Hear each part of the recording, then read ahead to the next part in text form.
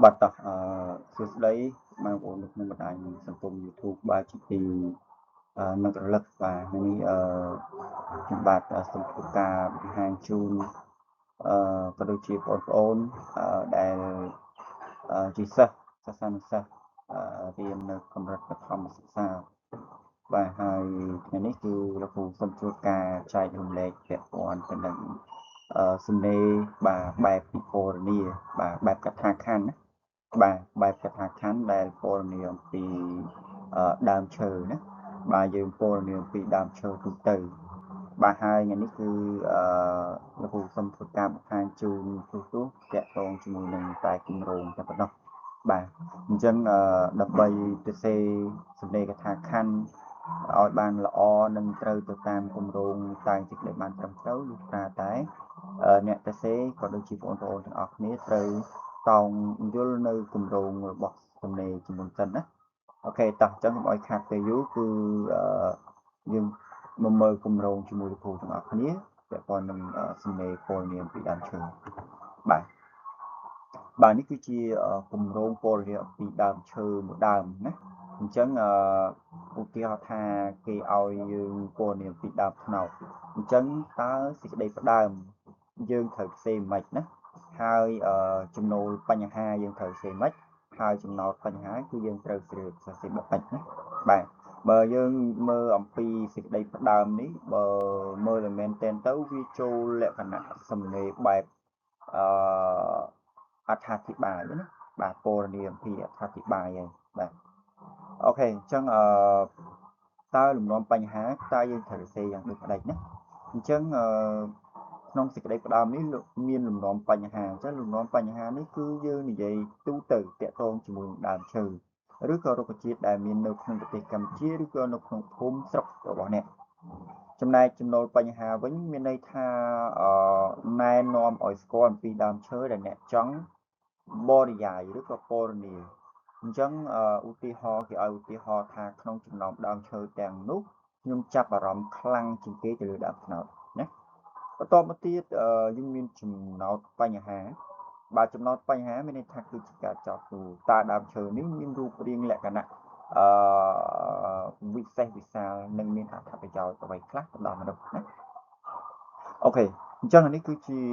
បើមើលមែនតែនទៅគឺជាគម្រោងពណ៌នាបែបអត្ថាធិប្បាយឯណាបាទអញ្ចឹងយើងបាទសរសេរតាមនឹងទៅគឺមិនខុសទេណាបាទយើងចូលដល់ចំណុចទី2ចំណុចទី2គឺជាតួសេចក្តីនៃសំណេរណាតោះអញ្ចឹងនៅក្នុងតួសេចក្តីនេះមានន័យថាយើងត្រូវទៅសេយ៉ាងដូចម្ដេចណានៅក្នុងតួសេចក្តីនេះគឺយើងត្រូវលាតត្រដាងអំពីសាច់រឿងបាទការលាតត្រដាងពីសាច់រឿងអញ្ចឹងអឺកលៈទេសៈណាកលៈទេសៈនៃទីកន្លែងក្នុងតួសេចក្តីវាមានការរៀបរាប់ពីទីកន្លែងនៃដើមឈើដែលយើងចង់និយាយហ្នឹងអញ្ចឹងតើយើងត្រូវសរសេរមិនខ្លះបាទអញ្ចឹងយើងត្រូវប្រាប់ពីទីតាំងដែលដើមឈើនោះដុះឧទាហរណ៍ថាដុះនៅតាមវាលស្រែឬក៏ចំការឬក៏ក្បែរផ្ទះណាហើយពណ៌នាមពីរូបរាងលក្ខណៈរបស់ដើមឈើហ្នឹងតើបើគេបើកឧបចកឲ្យមានន័យថាពីក្រោមដើមពីក្រោមនិងលើនិងពីក្រៅចូលក្នុងតើវាមានលក្ខណៈយ៉ាងដូចម្ដេចណាមានលក្ខណៈវែងត្រង់លក្ខណៈកោងលក្ខណៈត្រេតចឹងទៅណា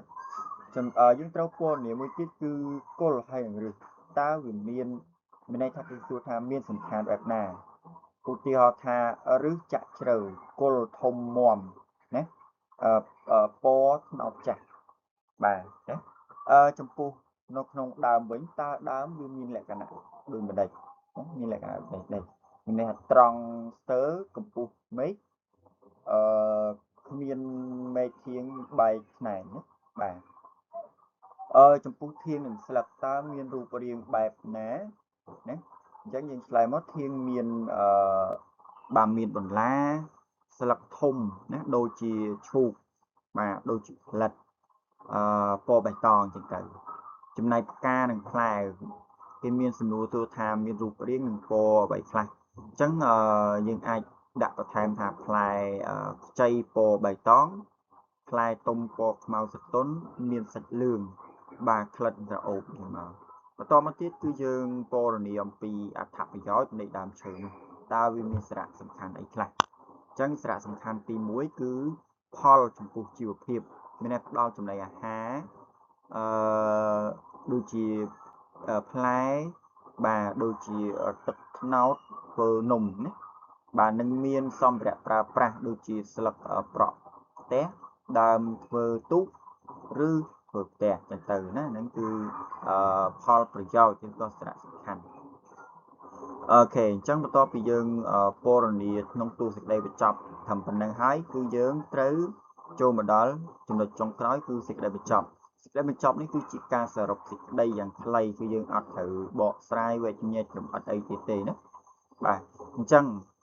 នៅក្នុងសេចក្តីបញ្ចប់នេះគឺមានវាយតម្លៃប្រធានអញ្ចឹងសរុបមកដើមឈើនេះ